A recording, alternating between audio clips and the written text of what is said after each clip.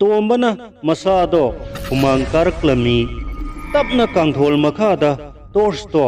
कापतुना येंगुबदा मसादो इमा हाइना खंगप्रेक खंगलमी किगंदबा तोंबना ngasidi kimanbana lauduna thonglomda chenthoraki asuk akiba inai tairaba saktam mama ma amukta ukhidri thong maya do yorakpada akiba saktam maduna khongda kanna yalami hinghat hat ke haina chongsilakhi tombana khangin inthokke tawbada khupakna thazilakhi amuksu khawrida sabkhairakhi aduga khomaina hatpani hinghat hatkani hanjil haiduna tombabu hazinduna thamki upai leitraba tombana table aduda kanna yalami table ado turakhi sor honba warakpadagi tombana khutto araibo pangal sijinaduna lauthoknana bohonarbasu upai leiramde sor honba warakpadagi gyan mange tawraklami aroi boina mana manakta tariba kolomado lamduna lauraga khata aduda khomaina hatpani haina irami tombana tapna sor honba ngamlaktabadagi wana makhong makhutado pring kauduna makhutado lauthoknana ba honarbasu upai amata leitana wana tomba ngahakang khanglamlaga sikhirami mihat thina hatok piraba tombagi haksang thenglaba ahing aduda ka aduda taduna leire nongale bengali matai manau adudi mahusana yahau yamna ngalli matai manau ado maninglomda brush tawba lakpada ahangba ka do mahusaga iman manadana thonglauna hangdoktuna leirambado makhoi anina urami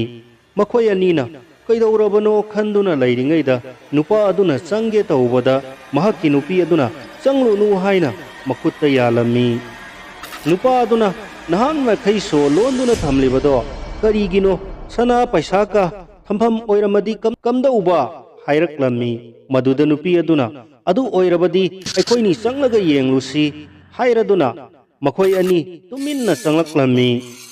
nongan phung tawrakpaduda makhoi nina कादो पुमचाई चाइबा मरक अदुदा तोंबना तादुना लेरिबदो उरुबदा मखोय अनि खंगप्रेक खंगलम्मी नुपी अदुदी किमन खिबना लाउगे तउबदा नुपा अदुना चिन मेलम्मी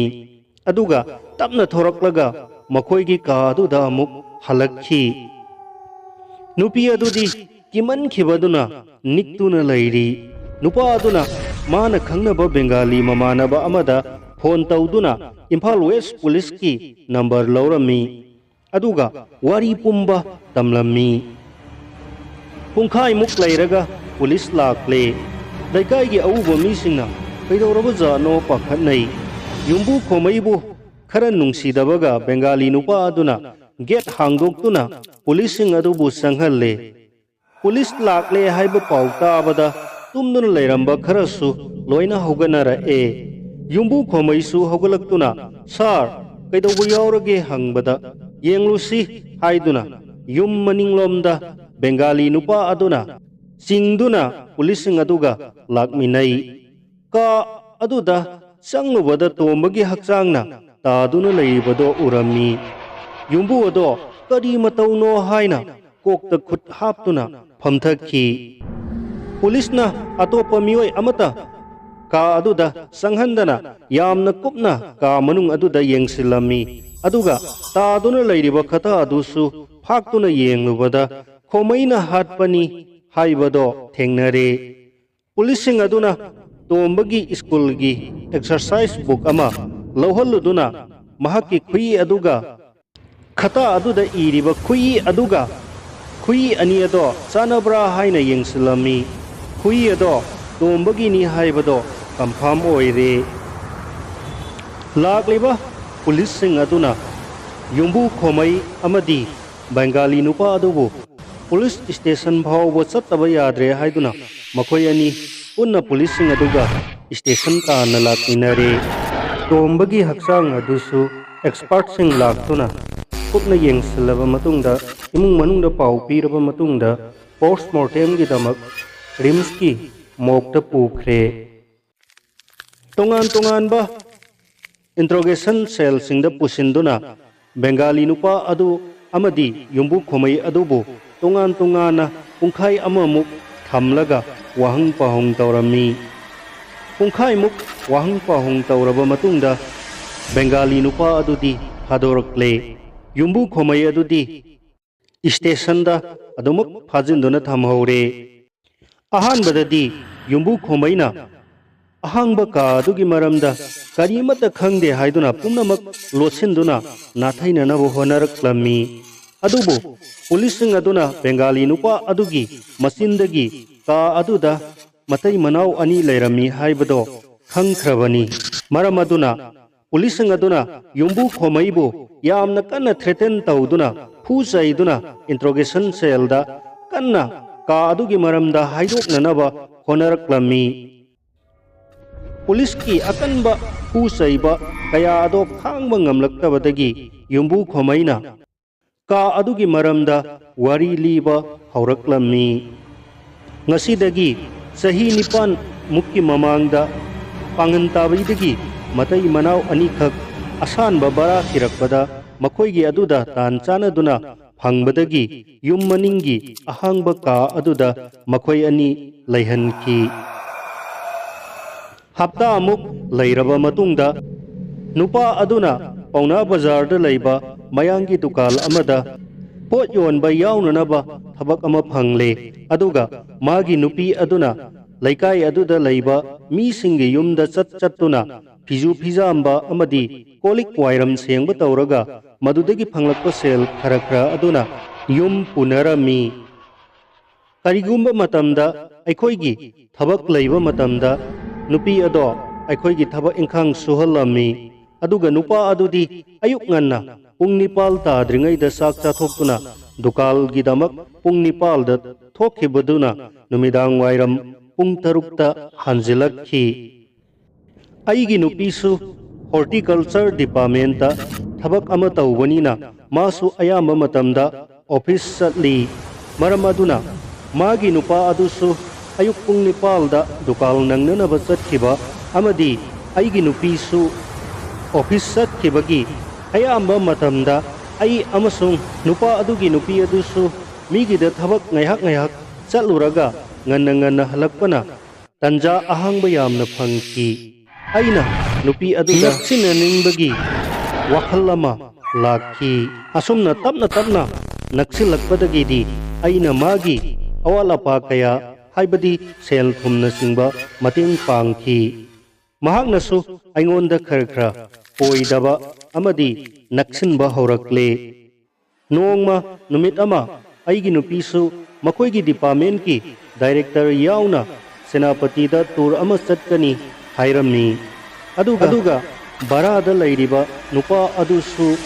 ꯒꯨꯋꯥꯍꯥꯇꯤꯗ ꯗꯨꯀꯥꯟꯒꯤ ꯄꯣꯠꯆꯩ ꯂꯧꯕ ꯆꯠꯂꯨꯅꯤ ꯍꯥꯏꯕꯒꯤ ꯄꯥꯎ ꯑꯃ ꯇꯥꯔꯝꯃꯤ꯫ ꯈꯨꯗꯣꯡꯆꯥꯕꯗꯣ ꯑꯩꯅ ꯂꯦꯝꯅ ꯃꯥꯡꯍꯟꯈꯤꯗꯦ꯫ ꯑꯩꯒꯤ ꯅꯨꯄꯤꯅ ꯑꯣꯐꯤꯁ ꯆꯠꯈ꯭ꯔꯕ ꯃꯇꯨꯡ ꯑꯃꯗꯤ ꯃꯥꯒꯤ ꯅꯨꯄꯥꯅ ꯗꯨꯀꯥꯟꯗ ꯊꯣꯛꯈ꯭ꯔꯕ ꯃꯇꯨꯡꯗ ꯑꯩꯅ ꯃꯍꯥꯛꯄꯨ ꯑꯩꯒꯤ ꯌꯨꯝꯒꯤ ꯊꯕꯛ ꯈꯔ ꯇꯧꯅꯅꯕꯅꯤ ꯍꯥꯏꯗꯨꯅ ꯀꯧꯁꯤꯜꯂꯝꯃꯤ꯫ ꯅꯨꯃꯤꯠ ꯑꯗꯨꯗ ꯃꯤ ꯀꯅꯥ ꯑꯃꯠꯇ ꯂꯩꯇꯕꯒꯤ ꯈꯨꯗꯣꯡꯆꯥꯕ ꯂꯧꯗꯨꯅ ꯑꯩꯅ ꯅꯨꯄꯤ ꯑꯗꯨꯗ ꯂꯨꯄꯥ 10,000 ꯄꯤꯁꯤꯟꯗꯨꯅ ꯃꯍꯥꯛꯄꯨ ꯊꯦꯝꯂꯝꯃꯤ꯫ ꯅꯨꯃꯤꯠ ꯑꯗꯨꯗ ꯑꯍꯥꯟꯕ ꯑꯣꯏꯅ ꯑꯩꯈꯣꯏ ꯑꯅꯤ ꯑꯔꯣꯟꯕ ꯃꯔꯤ ꯊꯝꯅꯈꯤ꯫ ꯃꯁꯤꯒꯤ ꯃꯈꯥ ꯇꯥꯔꯛꯄꯗꯗꯤ ꯃꯥꯁꯨ ꯑꯩꯁꯨ ꯀꯌꯥ ꯀꯣꯏꯅꯔꯛꯇ꯭ꯔꯦ꯫ ꯑꯩꯅꯁꯨ ꯇꯟꯖꯥ ꯌꯦꯡꯗꯨꯅ ꯃꯉꯣꯟꯗ ꯁꯦꯜꯒꯤ ꯃꯇꯦꯡ ꯀꯌꯥ ꯄꯤꯁꯤꯜꯂꯝꯃꯤ꯫ ꯃꯇꯝ ꯈꯔ ꯍꯧꯈ꯭ꯔꯕ ꯃꯇꯨꯡꯗ ꯃꯍꯥꯛꯀꯤ ꯅꯨꯄꯤ ꯑꯗꯨꯒꯤ ꯍꯣꯡꯂꯛꯂꯤꯕ ꯐꯤꯚꯝ, ꯃꯃꯜ ꯌꯥꯝꯕ ꯐꯤꯔꯣꯜ, ꯁꯦꯠ ꯆꯥꯕ ꯑꯃꯗꯤ ꯃꯁꯥꯗ ꯀꯦꯕ ꯃꯧꯕꯒꯤ ꯏꯔꯥꯡ ꯑꯃ ꯇꯧꯔꯛꯄꯗꯨꯗ ꯈꯔ ꯆꯤꯡꯅꯔꯛꯄꯗꯨꯅꯔ ꯀꯔꯤꯅꯣ ꯃꯥꯒꯤ ꯅꯨꯄꯥꯒ ꯅꯣꯡꯃ ꯈꯠꯅꯕ ꯂꯥꯎꯅꯕ ꯈꯔ ꯑꯩꯅ ꯇꯥꯕ ꯐꯪꯈꯤ꯫ ꯋꯥꯔꯤ ꯃꯇꯥꯡ ꯑꯗꯣ ꯌꯧꯔꯛꯄꯗ ꯑꯌꯨꯛꯀꯤ ꯂꯟꯆ ꯃꯇꯝ ꯑꯣꯏꯔꯛꯄꯗꯒꯤ ꯋꯥꯍꯪ ꯄꯥꯎꯍꯪꯂꯤꯕ ꯄꯨꯂꯤꯁ ꯑꯣꯐꯤꯁꯥꯔ ꯑꯗꯨꯅ ꯉꯥꯏꯈꯣ, ꯆꯥꯛ ꯆꯥꯊꯣꯛꯑꯒ ꯑꯃꯨꯛ ꯋꯥꯔꯤ ꯃꯈꯥ ꯆꯠꯊꯁꯤ ꯍꯥꯏꯔꯝꯃꯒ ꯄꯨꯂꯤꯁ ꯑꯣꯐꯤꯁꯥꯔ ꯑꯗꯨ ꯊꯣꯛꯈ꯭ꯔꯦ꯫ ꯈꯣꯃꯩꯁꯨ इंट्रोगेशन का अदुदा मतोमता उंगदुना लेहौरे नुंथिल पुंग अनि तारबा मतमदा पुलिस ऑफिसर अदो अमुक संगलक्तुना खोमैदा वारी मखा सथननाबा हायरक्लमी खोमैना वारी मखा सथरखी सार मागी नुपी अदुगी मौंग अदुदा नुपा अदुना सिंगनबदगी नोंगमदी नुपा अदुना मागी मौंग मतौ येंगलगे खल्लबजानी असुमना ngaगी mahau khangkraba haudong aduna nungtigi nga thirakpagum aihaksu mahakki manakta toina sangnanaba asengba tanja kaya ngaiduna leire nongmasu aigi nupina kharanganna office satkibagi khudongchaba do lauduna aisu maninglamda bathroom da adum tatchinaduna nupi adugi kada lona haijinduna honglonsilaga aikoini leiminare aikoini leiminari ngai talak aduda khanghaudana mahakki nupado halaklammi mahaksu aisu ipa pakhatna karino tawribasidi haiduna ipa pakhatna aikoini tawpham khanglamde mahakki nupaduna thong hangdo o kanna hairakpaduda upai leitaduna aihak kangthol makhada changduna lolammi aduga mana phirol loisin tasinduna tapna thong hangdoklammi mahakna thong hek hangdokpaga mahakna nupa aduda yumbu kaka khomaina ngahakta lao hairambani haijinduna nupa ado yumlomda thakre tanja aduda aina kudakta kangkhadagi thoraktuna aina parap thokraga toilet amda sangba saduna numit adusu nantho hauki asumna magi nupa aduna mabu nongmagi singnabado hengalaklaba jani aduga magi nupi adusu aingonda haujikti mapuroibadawna koinaraktraba matang haibaduni nongmadi mahakki nupa aduna gawati da mahusagum pochai lawbo chatkani ahing ani lairakani hairaklammi wafam ado nupi aduna aingonda tamlaklammi aina adu oirabadi khudong chabase lemna manghanba yade haiduna nupi aduda lupa lising tara pisillammi nupi adunasu harauna nong noktuna lausillammi haina khebagumna mahakki nupa adusu gwati da posai lawba chatkani hairamba numit adumaktadani aisu aigi nupi da aigi imanabama yamna kanna jenims ta naduna laire mahak unaba chatkani ahing khara thengna halakpa yai haijin naram laga lona nathaiduna maninglomda laktuna nupi adugi ka da sangduna thong chena lonsinduna aikoi ani tuminna ka aduda leiminare aikoi ani leiminari ngai tanja aduda ikhang khangaudana mahakki nupa do halaklammi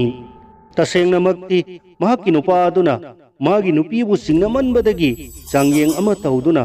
Guwahati da chatkani haijinaba jatni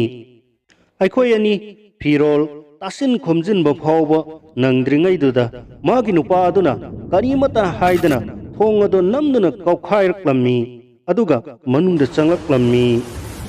mase magi nupa aduna ka manungda atopa kanagumba mi lei haiba khangbadagi oiba tai khudak aduda magi nupa do angaubugum mamit ado satrek sangna yengladuna kaigumna aingonda chongsilakki aduga aingonda phuba horakki loinana hingat hatkani haina lauraduna phuba horakki aisu upai leitabadagi isa kanjana naba yenglakpada thong nakanda thong lo nanaba sai asangba ma ngaduna leiribado urure aina sayado tapai khatuna mahakki makokta amuktang kalami mahak ngahaktang gyan mangduna tarami aduga thuna hogalaktuna ai tamna tongsilakhi aina sayaduna pakhat poi kari boy thangai hairakpada mahakki makokta yamna kanna sayaduna thom khirami handakti mahak hingat hatkani nakoine mak hingat hatkani haina amuktang lauramlaga laimaida haithakre magi nupi adusu pakhat manbana mafi marol isaina laimaida adumak wanthakre aina khudakta phirol loisin tasinduna थोंग अदो अमुक लोनसिलमी अदुगा नुपी अदो इसिंग खरा खिचिंदुना तपना हौदोक्लमी अदुगा मंगोंदा हाइरमी करिगुंबा ngasiगी थौदोक असे मना मनिन नायरक्लबा नंगी पुंसी सु मांगनी हाइदुना महक पुसु किहेलमी अदुगा मंगोंदा लुपा लाख मंगा पीगनी वरी असे कनामतदा हाइदोक यारोय हाइनसु किहनबगा लोइनना चिन मेलमी अदुदगी अखोय अनि चंगदुना नुपा अदुगी इनाइसिंग अदो तैथोक्तुना चामथोक्लमी अदुगा महक्की थवाई याउद्रबा हक्चांग अदुबुना फी अमना थौरी यानसिंदुना मफम अदुदा थमलमी गी नोंगानबगा अइना इम्फाल वेस्टा मतम अदुदा अइगी मरुप अमगी मयाम्बना एसपी ओइना लैब मतम अमनी अइना वारी पुंबा फोन तौदुना वारी सारमी लोइनना केस असे सुसाइड केस ओहेन्ननबा पुनमक लोटसिननबा अरोनबा सेन खरसु पीदुना वाफम असे टेंशन खिरामी जा अदुदा वाहंग पाहुंगलिबा पुलिस ऑफिसर अदुना नुपी अदुदी कमदौ खरगे हंगलक्लमी मदुदा खोमैना सर नुपी अदुदी थौदोक अदुगी मतुंगदा मंगोंदा अइना लुपा लाख अनि पिरमी अदुगा महक्की मपुरोइबादो उदुना महक्की मयुम लमदम पांगन ताबीदा अमुक हनख्रे मफम अदुदा नुपा अदुगी मथौ मंगम पांगथोक्लबा मतुंगदा महक हौजिक होटेल मचा अमा फमदुना हिंगननबा होनरी हाइबगी पाउदी फंगी अदुबो अमो हन्ना नुपी अदुगी खोंगोल लिरुकिद्रे मसीनी थोक्रिबा थौदो असे सर ngasi तोमना का अदुदा सिरमलिबसे असीबा थवाई अदुगी आतमाना सोइदना हाटपो ओइरमगनी अफम खुदिंगमक तारबा मतुंगदा ऑफिसर अदुना एफआईआर अमा इदुना महक्की कोर्ट पुथोकदबा मतम आइदुना लैख्रे कोर्ट की अरोइबा याथंगोइना युम्बु खोमैबु मसाना मसागी मराल याजरबनीना मिहाटपगी मरालगी दमक सही कुन थबक सूननबगी जेलदा थंबा हाइना कोर्टना राय ताखी।